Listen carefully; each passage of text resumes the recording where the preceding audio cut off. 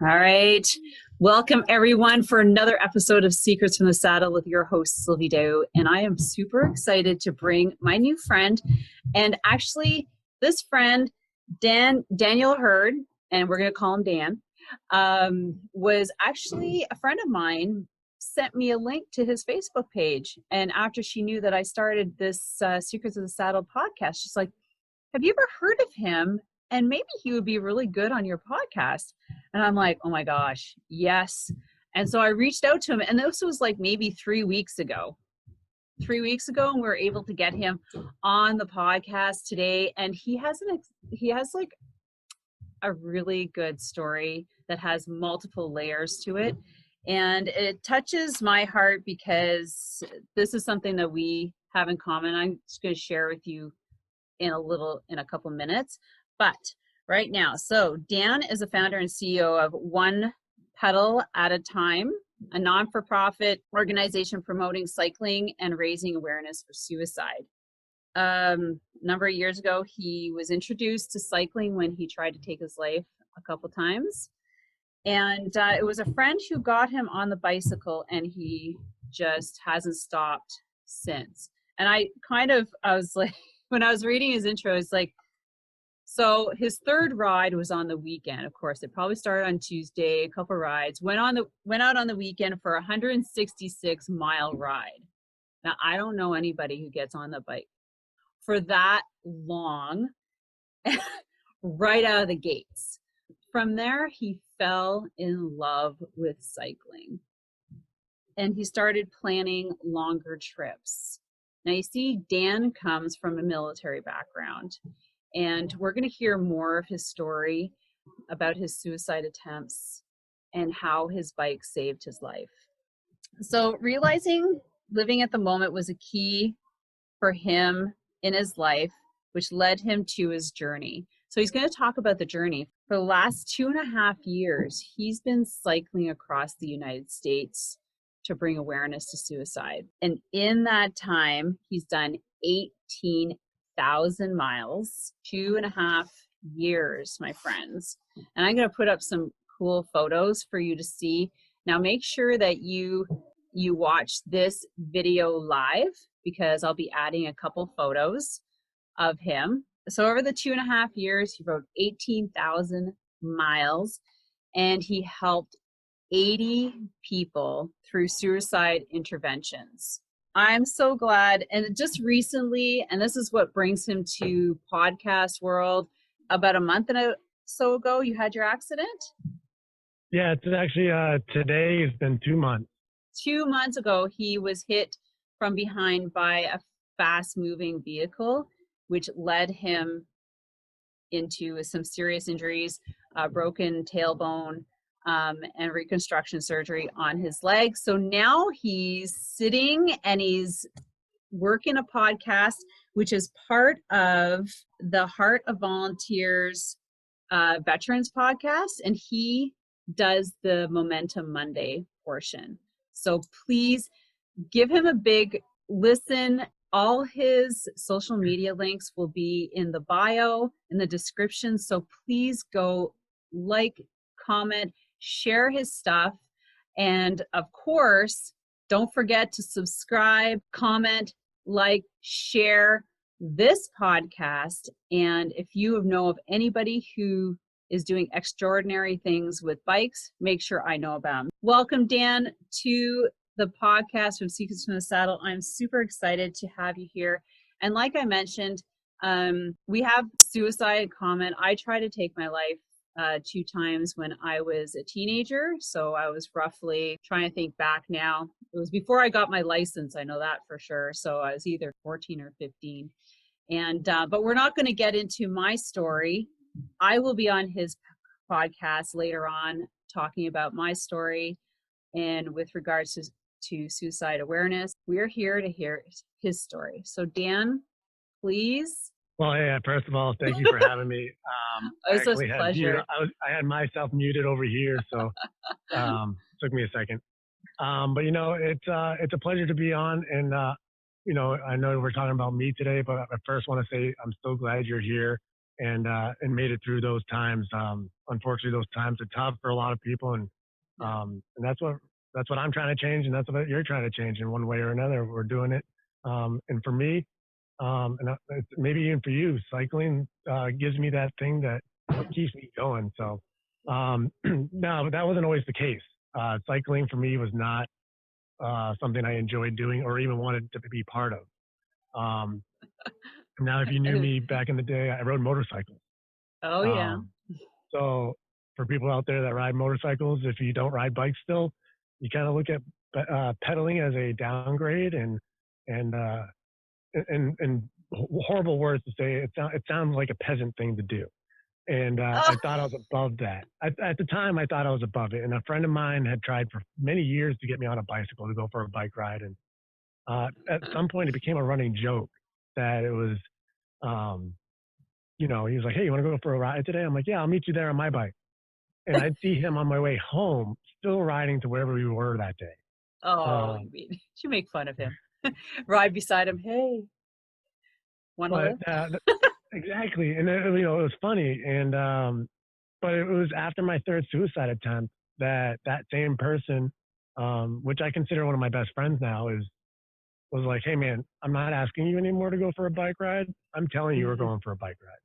Right. And at that time, I'm a human being. I could have just told him to buzz off or whatever, and gone about my day. But I was planning a fourth suicide attempt, and for me, that was like, this guy wants to spend time with me. He obviously cares. I'll spend time with him before I try to check out again. So, And can I ask you about your decisions and what time of your life? Was this after military? Like, what brought you to that point? There's a lot of things that happened. So I dealt with a lot of childhood traumas as well, and I attempted before the military, but it was never recorded, so it didn't taunt or haunt me for joining. And I never thought about suicide, and I wasn't really depressed while I was in the service. It was when I got out that I felt isolated again. I felt lost, and then the PTSD of the things I dealt with from my military time was coming back to me. My childhood was coming back to me, but none of it really bothered me until I got sober. For me, I did a lot of drugs and did a lot of drinking, and so I was always in that constant state of like numbness. So I didn't remember a lot of the things that I went through. But as I started getting sober on certain things and then stopped doing drugs and all these other craziness, the memories that I was pretty much trying to drown out in my life started coming back, and unfortunately it took over too much and it got too hectic for me. So I just didn't see a way out of it. And each one of my suicide attempts were for different reasons, but they were all tied to the same thing. It was just kind of like, well, this was the first reason, but then the second time I did it was for that first reason as well, but it added also 2 or 3 reasons. So it was just kind of adding more hay to the hay pail, and it just kind of kept breaking me every time. But no, what changed was the fact that I went for an alternative reason. I didn't, obviously he wanted me to go for a bike ride, but I looked at it as 2 reasons. One, I was on a motorcycle, so I was going too fast to find a place. The thing that I was dealing with for my attempts was I was being found by people that didn't know me before I could finish it, or people that knew me before I could finish the act. And what were you trying to do? Can I ask? Yeah, I did carbon monoxide poisoning. I tried to hang myself, and I tried another ray as well, but I won't talk about that one. So can you think that maybe God or the universe had a greater calling for you? Oh, absolutely. Today I do believe that. Something I found on this journey. I was never a believer of. I wouldn't say a higher power. I believe something I say was the out universe. There, yeah, I believe I'm not something's super out there. religious, but I'm Catholic. But I just say the universe. Okay. I get it. See, me, I'm definitely, I believe in faith. I don't like religion, which a lot of people nowadays don't, but that's because religion is about man, where faith is about the love that you have for God, or whatever power you wanted to call him, or her. So for me, that wasn't something strong in me before. When someone talked about Christ or God, I was just like, that's cool. I believe in him, but it's not for me. Mm-hmm. And there was events that happened when I started my biking, when I started my journey really back in 2018, that I just ended up in the right places at the right times for people. So many times that it stopped being coincidence. Right. There had to be a reason it kept happening. And it wasn't, I find myself not to be a lucky kind of guy usually. And usually if it's a luck, it's for the bad type of luck.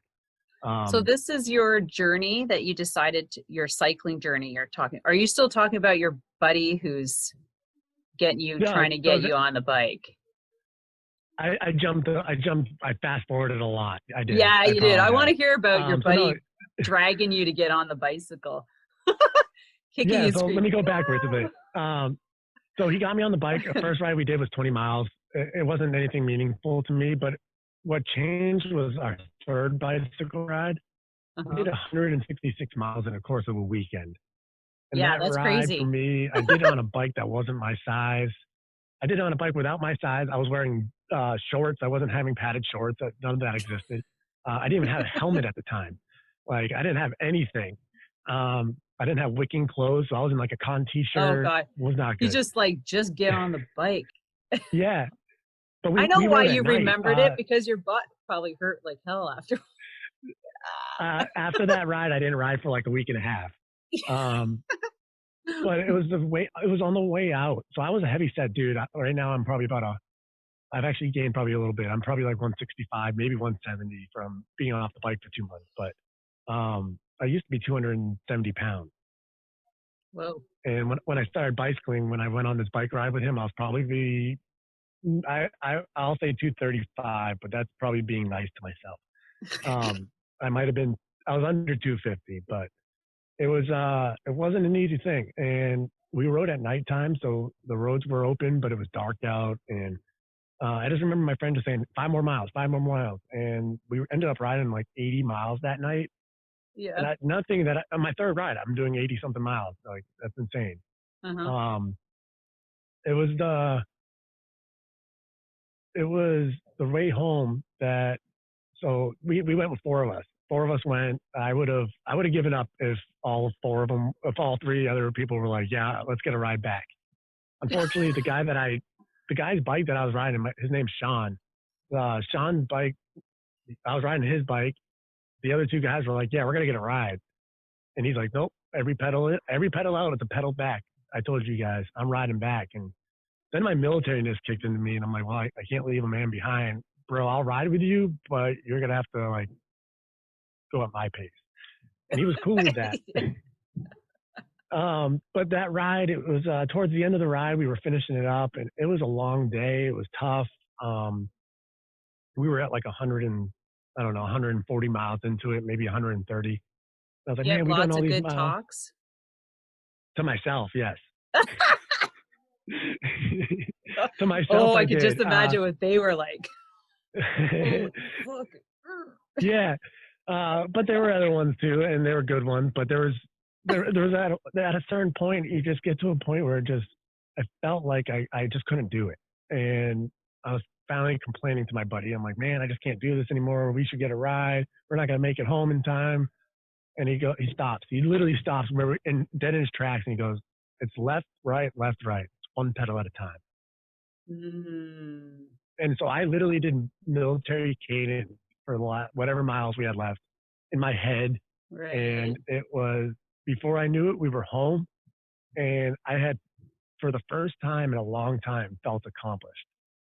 And that phrase, one pedal at a time, was the reason why I finished. And that phrase kind of over time, it wasn't like the next day I changed my lifestyle and lived one pedal at a time, but it transitioned from cycling to my everyday life. It's one breath at a time. It's one step at a time. It's one task at a time. And I just kind of kept that in my mind until I fell in love with cycling really quick. I was like, hey man, you want to go for a bike ride? He's like, no, I got things to do today. I was like, cool, can I ride your bike? He's like, no, not unless I'm riding with you, you can't do it. So I saved my next paycheck and I bought a bicycle. And awesome. I pretty much I pretty much haven't looked back since. What turned into that weekend rides and doing things with him and getting my own bike turned into, I remember it was in August. I was going to therapy for my suicide attempt, and my therapist was I wanted to get off medications. I'm not, I find them useful in the immediate necessary need, but I don't want to be stuck on them forever. Exactly. And I think that's what our society does too often, is just make it a permanent solution to it's a temporary solution to a permanent problem. Exactly. Yeah. Like So, you need something. No. Yeah. So my therapist was like, well, we need to figure out a plan. And he's like, what are those happy times in your life? And I was sitting there, I was like, man, the people I started the military with, they were more family to me than my own real family. Like, I missed them and I loved them and this and that. And at that point, it was like 7+ years since I had seen anybody I served in the military with. And for me, it was tough. And then when he was like, yeah, man, it sounds like you should go take a trip to visit some of your friends. Like, yeah, maybe I'll do that. I had a car at the time. 2 days later, my buddy that I had got into cycling with was like, man, when I was your age, I wanted to ride my bike across the country. And light bulbs went off in my head. I was like, I'm going to go ride my bike to visit the people I served with. And I went, told my therapist, he's like, Dan, that's not what I meant. And then I was like, yeah, I'm going to do it with no savings too, and just figure it out. Unfortunately, one of my suicide attempts was due to financial struggle. So he was very nervous about that. But I needed to do it that way so I could prove to myself that I could survive, because at one point I didn't think I could survive without money. And that's why I thought I needed to end it. And so I wanted to prove that there were still good people in this world, that I could survive without it.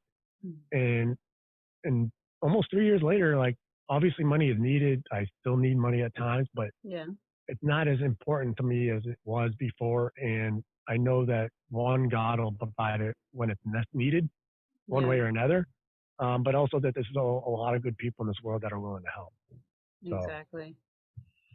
Well, you think about, and I know about, when you talk about money, but a lot of people say the more money, I mean, if you think about it, if you want to make money, the more money you have, the more people you can contribute to, you can help, not with just, because you only have so much time in the day to offer up like your volunteerism and your time to do projects and things. But if you have more money, and I'm not, this is just coming from some friends of mine who have a lot, but they also give a lot, you gotta have a balance. Yeah, of course. And that's why, that's kind of like their mantra, the more I have, the more I can give, thing kind of like that. But so now you've gone, okay, so now you're starting to ride to your friend's place. When did you decide that you were going to start the journey, the 2.5-year journey? Was that probably on the bike ride there? You're like, I could do this all and just keep going. I think the idea was definitely already implanted in my head, but I didn't think I could accomplish it until it was Labor Day weekend. We had a long weekend. My buddy was like, dude, let's go for a bike ride. And you're so like, just a second, where are we going? Well, this time he finally let me plan a trip. So I was like, all right, dude, yeah, let's go to my mom's house. She lived from where I lived on the bicycle. One way was 193 miles. I mean, not 100, 93 miles, 93 miles. Okay. Yeah. And so it was 93 miles one way. And he's like, yeah, let's do it. That was the most miles we had ever ridden in one day. It was a lot of fun. And it was that moment where I realized I could do it. So on the way home, it was a rainy day on a Saturday, so we couldn't ride that day. We were supposed to try to get to Vermont and do a loop. So instead we're like, man, we got to do some type of loop. We can't come back the same way we came. So we ended up going to visit a friend of mine in central Massachusetts on the way home. And we ended up doing 124 miles on the way home. So it was my first entry. Yeah. And it was just a long day. I got hit by a car actually as well. I got door slammed. Oh, yeah. And I was in the city of Boston. So thankfully nothing was hurt. Nothing was really bad. took the air out of me. But we got home, and I was like, I can do this. I can ride to another state and make it. And so that's where it started. So after Labor Day weekend, I started planning it up, like coming up with ideas, like what am I going to call it? What am I going to do? How am I going to do this? Mm-hmm. I wasn't comfortable about suicide awareness yet, even though that was the reason for it. Yeah. So I was like, I'm going to do suicide awareness. I'm going to do bikes not bombs, clean water. I'm going to do all these different things, cancer for children, and just like mask what I really am doing it for. Right. And for the beginning of that journey was that, like, I'm going to name it Ride with Dan USA. Then my mantra became one pedal at a time. And that, my friend actually was very upset about that at first. Yeah, because that was something him and his mom did. And they're like, yeah, one pedal at a time. Ever since he was a kid, he rode bicycles. And at first he thought I was kind of just being lazy, not coming up with my own thing. Until we had a conversation, and I was like, man, this changed my life, and I wanted to be part of it. And he's like, go ahead, bro. It's awesome. And then it ultimately later on became my nonprofit. So, but yeah, the journey started in March 5th of 2018. I started in Massachusetts. Did almost, going through the states, I did 44 states out of 48. And then I did just under 18,000 miles in 2 years. And it was like 2 or 3 days after the accident was 2 years, 8 months. Yeah, because you were about to finish, weren't you? I had 4 more states. I literally had just started my 44th state the day before my accident. Oh, wow. It's because you were going down to finish in like Texas, right? No, so I was going to finish actually in Seattle, Washington. I was heading down through Arizona for the wintertime to head to California. Okay. Then I was going to finish in the spring. But it was leading up to that accident was pretty awesome timing. And I got a lot of opportunities to do a lot of cool things at that time. And I hit a lot of milestones too.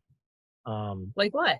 What's a big one? Well, big one for milestone was the Forrest Gump scene, where he finishes his run. Yeah. And I think I'm going to go home now. Yeah. I got to replay that scene. Were you on that highway?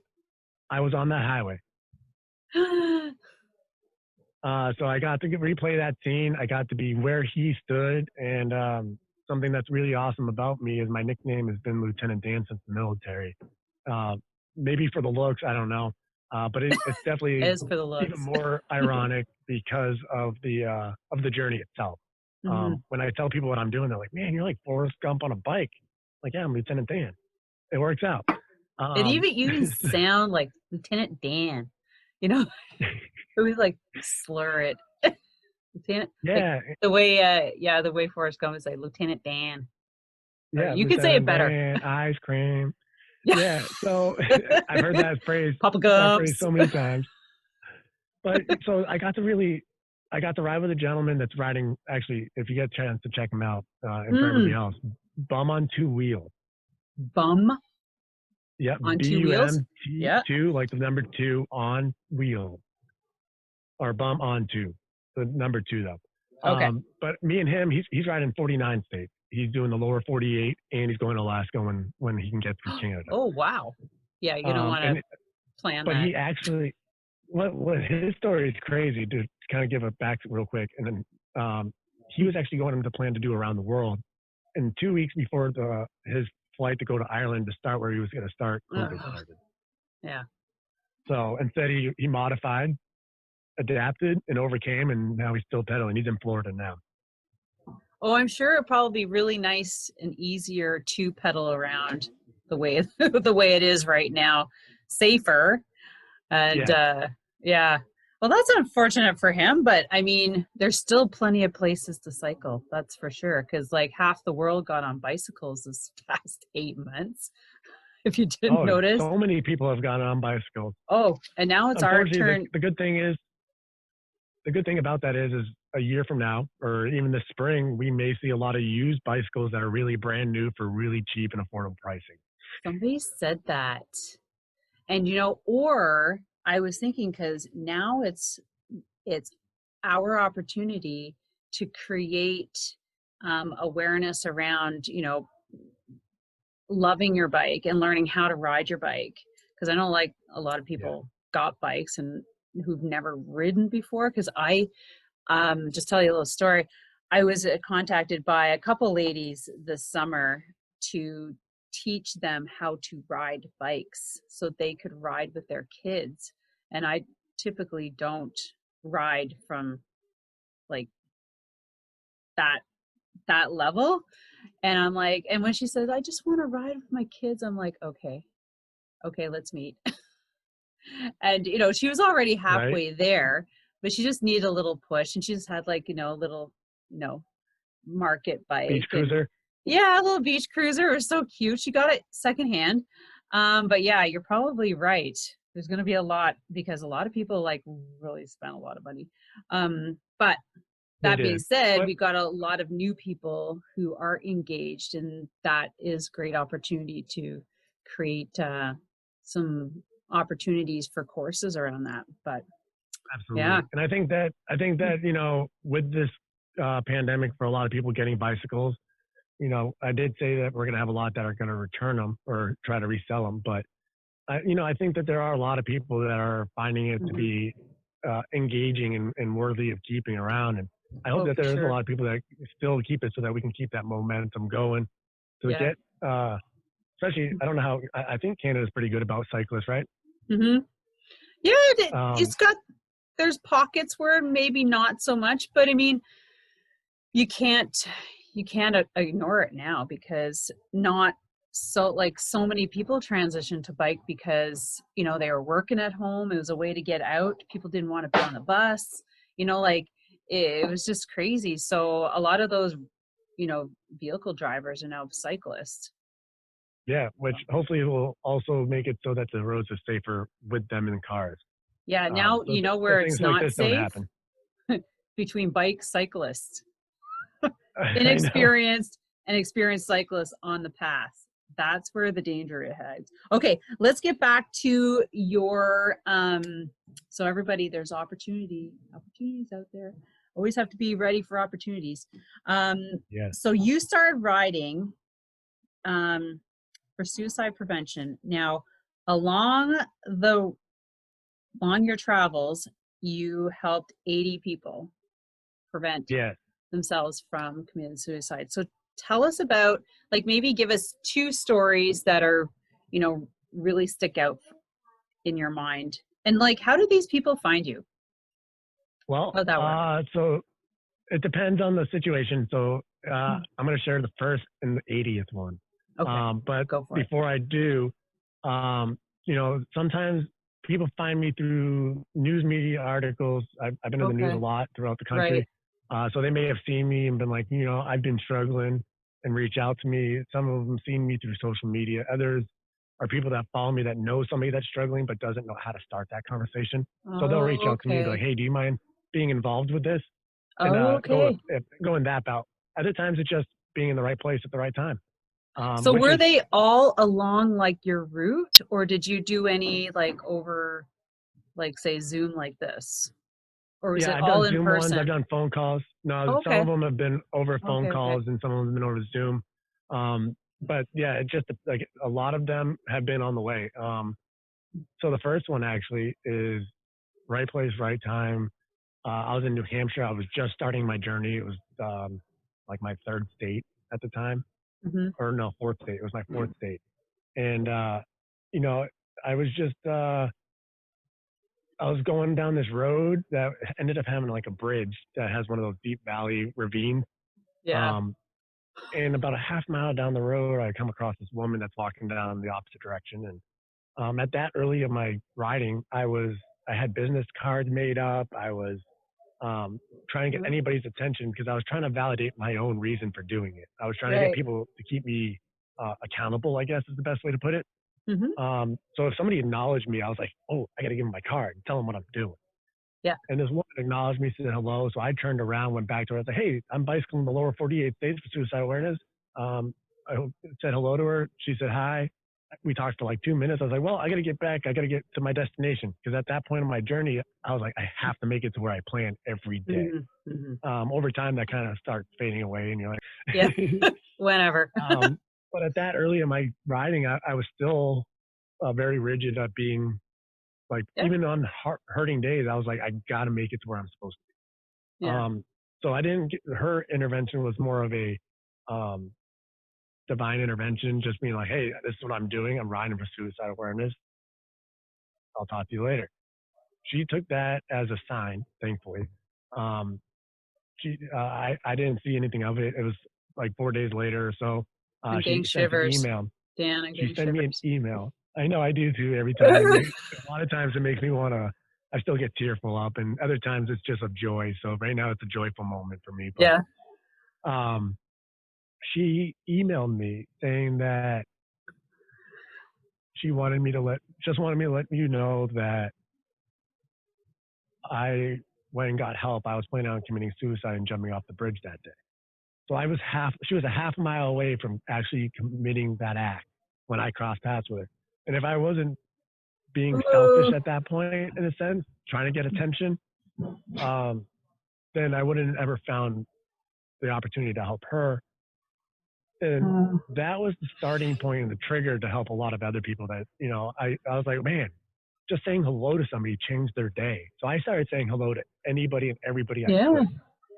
could. And that's how a lot of them came about. They're like, what do you want? Why are you saying hi to me? I'm like, I'm just wanting to see how you're doing. People are Because a so lot of times, I'm just saying hi. yeah. And well, because a lot of times we know in our society nowadays, we go, hey, how are you? But really it's just hi. That's what we mean when we say that. Mm-hmm. A lot of times, at least in our concepts of thought, we go, yeah, things are good. We keep it simple because if we ask that question, we're expecting a simple answer. You know what I mean? Yeah. A lot of times where somebody that's struggling, they'll be like, shit's happening, but nobody's listening. Or, things are okay. So then I'd be like, well, why is it okay? What's going on? They're like, no, I'll be fine. No, man, I'm asking you, how are you? Like, tell me why. And then they would open up and I'd find out that they're actually thinking about suicide. So that was really a starting trigger point for me one, that realized I wasn't alone in this fight of thinking of suicide, but it gave me a reason more than myself to promote suicide that, hey, there's a lot of people out there that are struggling that we need to help. And, there's a lot of organizations out there that are out there to help the person that's struggling. I don't think that's my passion and my purpose. I think that it's to connect to people that aren't struggling, that have never dealt with suicide, that may know somebody that might be dealing with it, so that we can get them prepared to help their friends and family. So ultimately, my goal is to make suicide safer communities. Suicide safer for communities? Suicide safer communities. So okay. communities that are, okay. I was just, okay. right. Yeah. With that being, what I mean by that is if we educate the public on how to handle the situation, have that conversation of being, we all know somebody that's struggling, maybe not thinking of suicide, but we know they're struggling. Yeah. And if and a lot of times we're afraid to ask that question because of the fact that people are scared for whatever reason, scared to listen because they don't know how to handle the situation if they actually say they are suicidal, or they're scared that they're going to put the thought into somebody's brain, or something to that effect. But we need to get comfortable asking that question. Are you thinking of suicide? If it's necessary to ask. If you find that you're somebody that's struggling, you be willing to ask that. If you care about them, and we all care about people, but if we care about those people, ask them. And I think that's how we change things, and that's how we make suicide safer communities. Somebody that's available to somebody, instead of being like, I don't know if you've ever dealt with this, but for me, when I was always struggling, I was always reaching out to people, maybe subtly, wasn't saying, hey, I want to kill myself, but I'd be like, hey man, how's it going? Today's been rough. I just really wish I had a friend, or I need someone to talk to. And then those friends would be like, hey man, you should go see a therapist. And I'm like, all right, yeah, you're right. Thank you. Hang up and be like, well, shit, if they don't want to listen to me, then how's a person that doesn't know me that's going to listen to me, or how are they going to help me if I have to pay them? Like, I want people that I care about to care about me. And that's how the cycle gets worse. But so we can't just push people off. If you're going to, tell them to go get therapy, hey, be part of how they get the therapy. Hey, man, it sounds like you need to talk to a therapist. Let's do it together to get you a therapist. Right. Be part of the solution instead of like pushing it away. And that's ultimately what I'm trying to engage people in. So Yeah, no, that makes I work sense. with an organization thankfully I work with an organization now, actually based out of Canada called Living Works. Oh, And where? we do stuff. Living Works? Living Works. And it's a great organization. They've been around for over 35 years.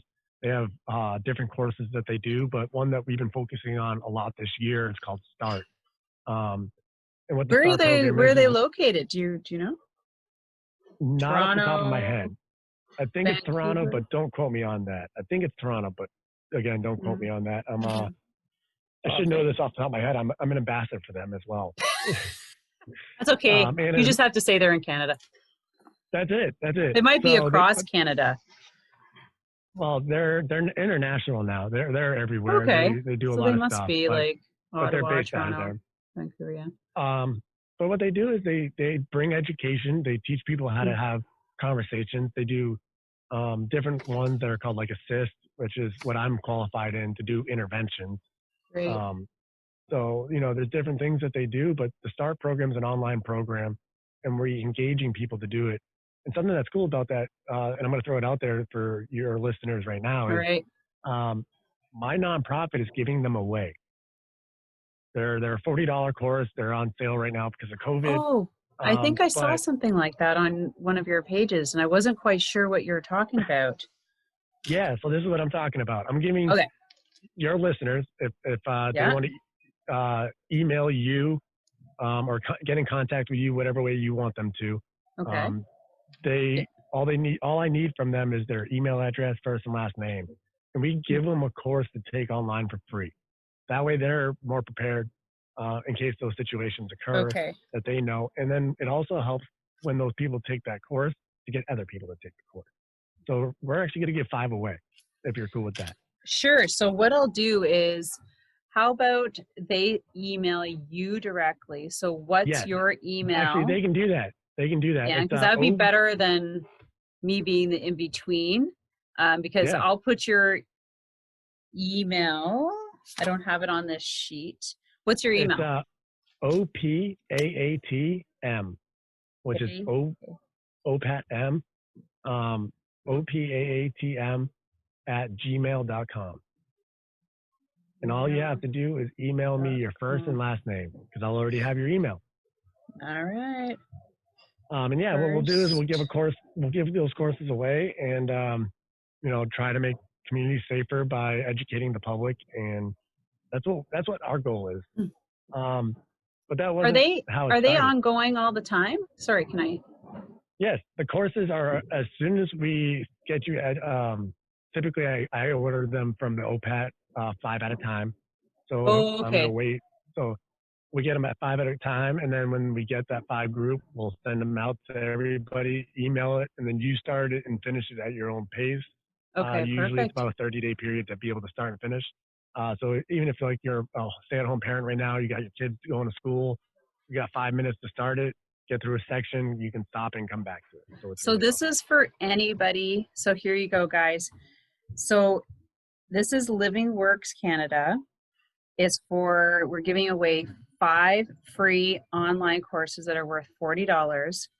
You email Dan at OPAATM@gmail.com. You need to give your first and last name. He'll have your email, and he will send you a code or a link to get to your course. Now, who should be accessing this? Well, so really it's for anybody over the age of 13. That is contemplating or know of somebody, or? To be honest, I think it's for anybody and everybody. And I don't think it's not for anybody. But ideally, if anybody that's listening is in public works, they deal with people on a daily basis. If they're a police officer, first responder, EMT, a nurse, a teacher, whoever they deal with if they deal with people, they should be taking this course. I see. Okay. again, if it's Perfect. anybody, even if you don't, it's really for anybody. Okay, excellent. So anybody can get the online course, and now you're going to share with us your very last intervention, which I think was a true intervention. Can you Yes, and share that sorry, with I us? sprung. Yeah, I will absolutely, and I sprung that on you, so I know we didn't talk about that before I the know. show, so I Yeah, so apologize. that's okay. But No, but this is every good. This is good yeah, stuff. Thank you. oh, absolutely, and I hope people take advantage of it. Don't think that even if you don't think that it's been too long, um, I say 5, but even if we have 6 or 7, Hmm. I'm not worried about that. So if you're listening and you are contemplating on taking this course, please do so. Okay. But we were talking about milestones. I did the Forrest Gump scene, and Yes. the next day I had a filmographer, I guess is the right word to use, that was coming to film me to do a documentary on it.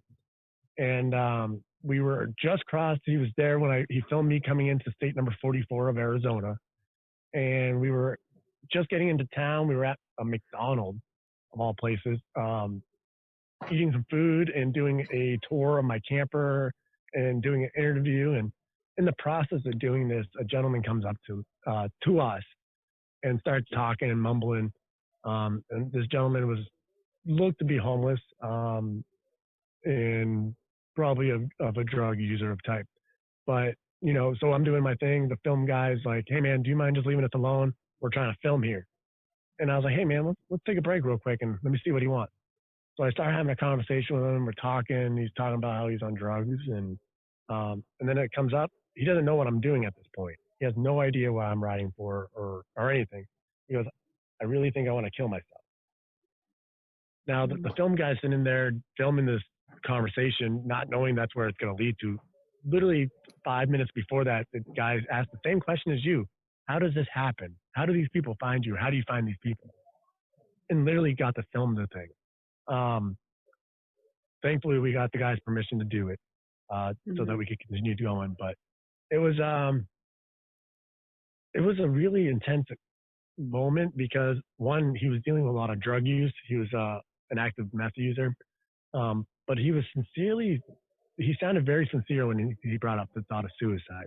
So I immediately went into my intervention skills and did a full on intervention with this gentleman, and ended up getting him the only help that I could get him. And I hope he's doing good now. But my goal isn't to keep him alive forever. My goal is to get him through the moment now and to get him Right. on a better track. So Right. I'm thankful that we were able to get him the help that he hopefully needed, and hopefully he's doing better today. But it So what it was was your literally, intervention, Dan?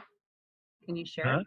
Can you share like Um, bit of the conversation maybe, or yeah. you So don't we'll go have a to little. if it's really private. Well, we talked about his family. So whenever you do an intervention, the goal is to Mm-hmm. find um, the reason why they haven't already. There's always a reason. Right. If there Yeah. isn't a reason, then we would have already have done it. Mm-hmm. So we start having a conversation with somebody, try to find the root of their passions, their love for people, whatever those people are for them. And this gentleman, it was his mom um, that kept him alive for as long as he did, and his children. He said, unfortunately, his mom had passed away, and he ended up becoming homeless and started using drugs in the process because of the sadness of losing his mom. Mm-hmm. And the only reason he had it at that point was because of his children.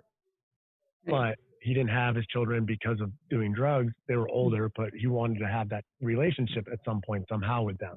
So we ended up working on that, trying to get to the point where we could get him to focus on getting clean and reestablishing a connection with his children to keep that life going.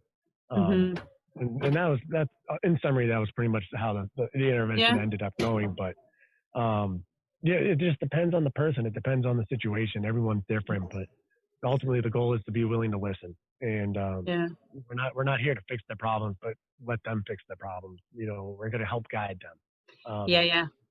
and then Of make a course. plan. So our plan was for him. Our plan, because unless the person that's in crisis is making the plan or actively engaged in making the plan won't work. So you can't go in and be like, "This is what you're going to do. This is how we're going to Mm-hmm. do it." Be Yeah. like, "Hey, man, how do you feel about having the police come to get you to a place where you can get help to go to a rehab center. Yeah, I think I need to go rehab. Can we do that? Yeah, let's do that. Is that what you want to do? Really? Yeah, I think. Yeah, So yeah, you had the police come and get him? yeah, yeah. Yep. The police came and got him, Oh, and wow. he was cool with the plan all the way until it was time that he saw the police officers showing up, and then he took off. Luckily, they knew where he was going. They had already dealt with him, so but we made a plan, and it was his plan to make. I wasn't forcing it on him. I was like, if you don't Yeah. want to do that, that's fine. And he's like, no, I think you're right. I think that's what I should do. But I don't want you to think this is what you think I want you to do. I want you to do it. He's like, no, I want to see my kids. I want this Oh, until the wow. cops showed up. So, but that's the thing is, if I forced it on him, he wouldn't have waited until he saw the cops. He would have probably taken off before I was like, hey man, I'm going to call the cops and have them come get you. He would have been like, I'm out of here. Yeah, So, yeah.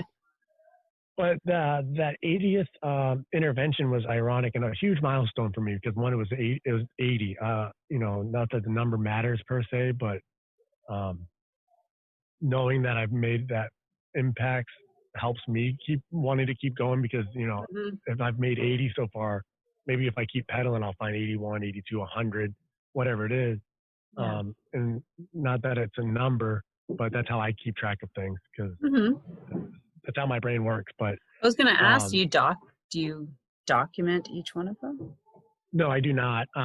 When I first started, I did, but I felt like that was an invasion of privacy. I wanted to know who they were Right, right, and right. how I helped them. Yeah. But as I continued to do it, I realized it didn't matter as Mhm. long as I was helping them through that situation. And it, at the beginning when I was doing that, I became emotionally attached to them. So Right. like it was like an investment. And an intervention, if you know the person, it is an investment. But I can't keep track of 80 people every day to make sure they're staying alive every day. But if I can help them through that moment to make them realize Yeah. that, hey, a stranger cares about you, then maybe you'll realize how many people that care about.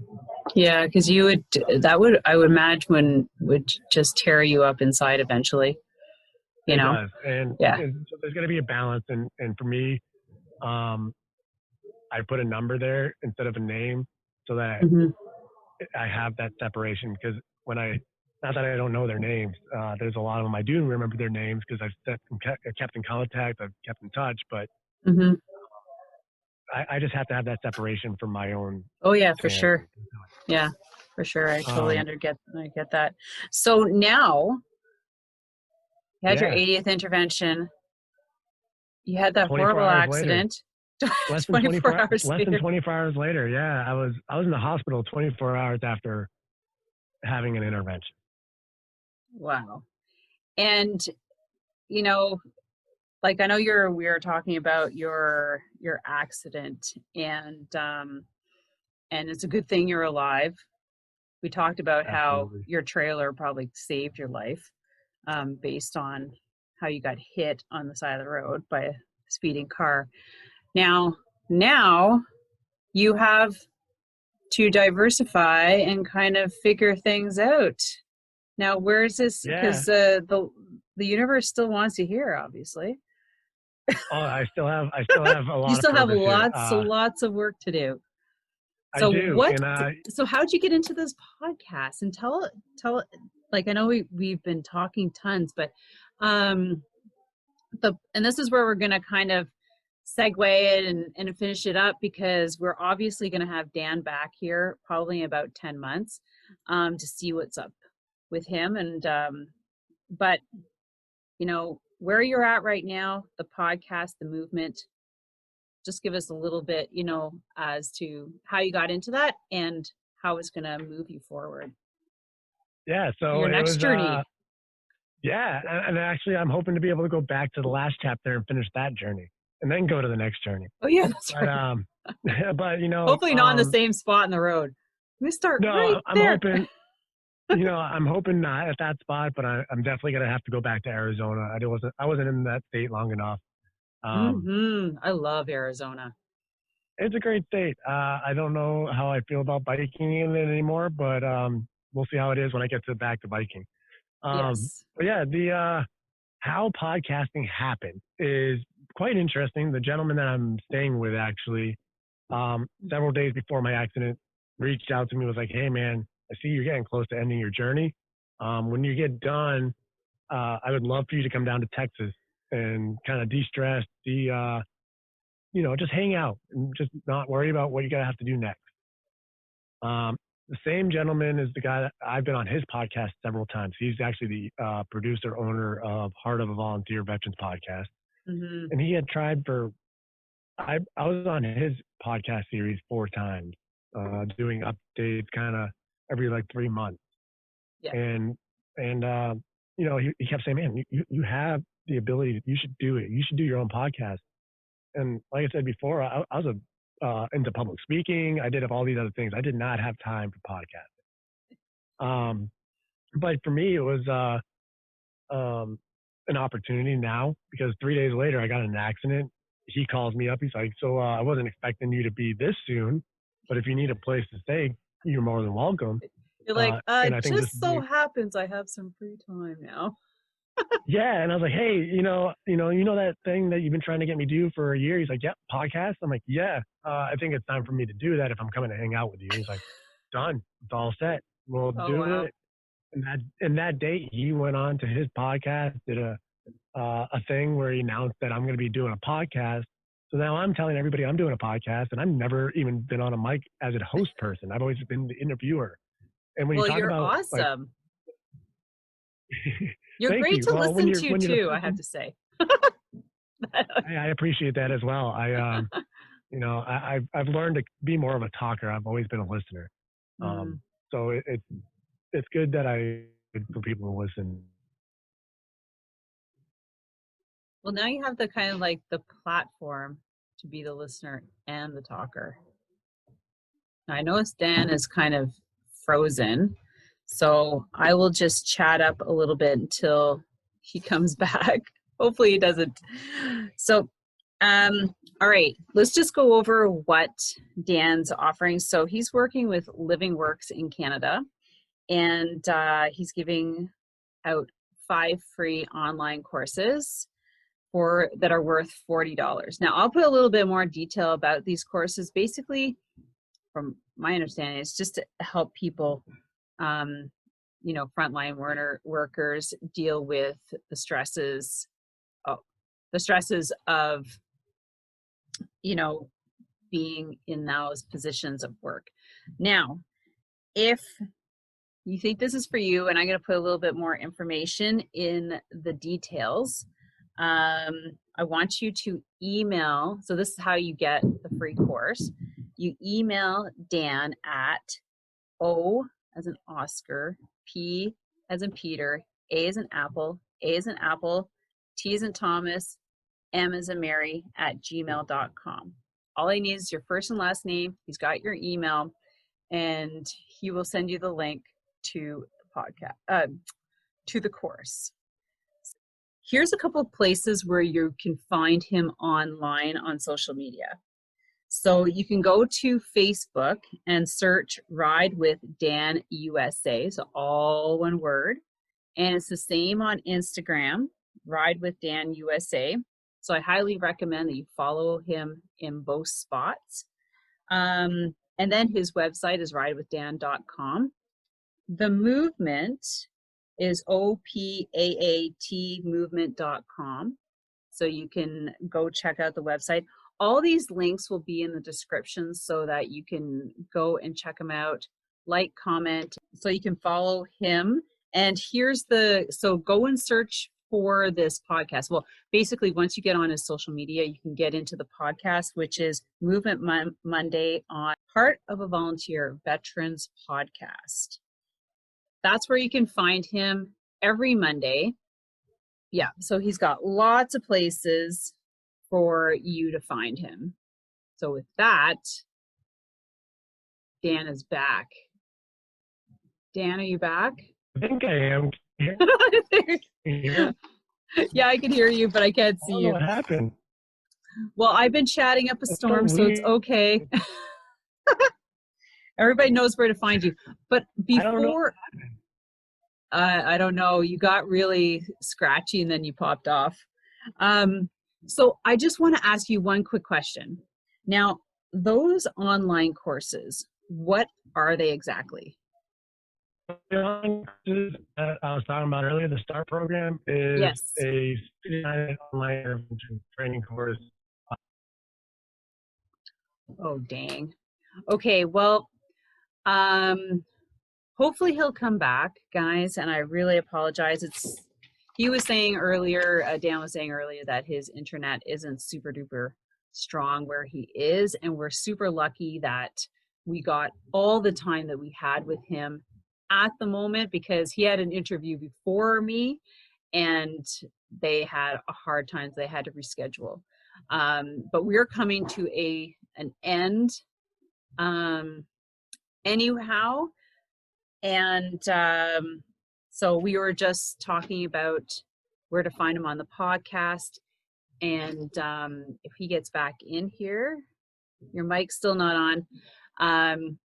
He is going to he's going to continue doing his podcast until he can get back on his bike. And he tells me he's a pretty good cyclist on the rollers. So maybe we might have to get on Facebook and do a FaceTime or something and just roll it out together. Because I like training on the rollers. He says he's pretty good on the rollers too. So we might have to have a match on the rollers. But in any case, he's looking forward to getting. Are you back? He's looking forward to getting back on the road.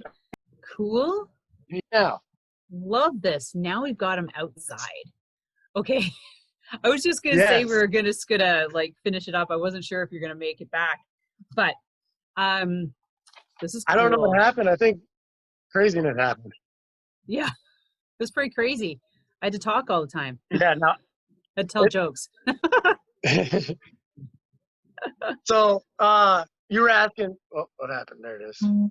Oh yeah, so if you want to just explain quickly about that START course, because I was trying to explain it. I don't know why it's flipping me over now. That's okay. Just tell us about the course. We'll improvise. Oh, there you go. Yeah, there it is. So the course is an online course. It's about a 60 to 90-minute course that gives people the ability to have a starting spot to be able to ask the questions of, are you thinking of suicide? Or different scenarios that you deal with. And the biggest thing is it gives you different ways to ask the question. It makes you do it verbally. It makes you do it in text. It makes you do it different ways that we may not be comfortable with normally. Address the question of suicide, right? If you think somebody is. Yeah, so that you can address suicide properly. And okay. There